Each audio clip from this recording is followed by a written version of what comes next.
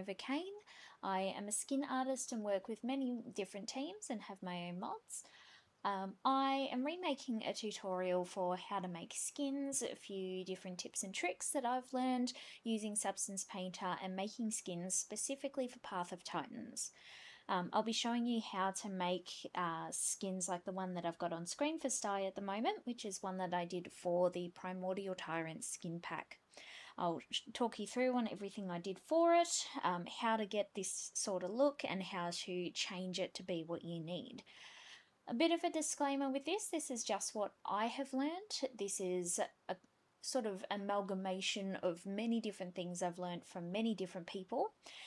This is what I have come up with, so things might be different, you might be told differently, there might be easier ways, you might know better ways.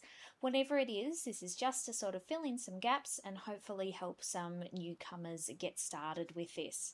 I will also only be using the 2026 version of Substance Painter, though a lot of the techniques and things are transferable. I learnt a lot of this through the 2024 version.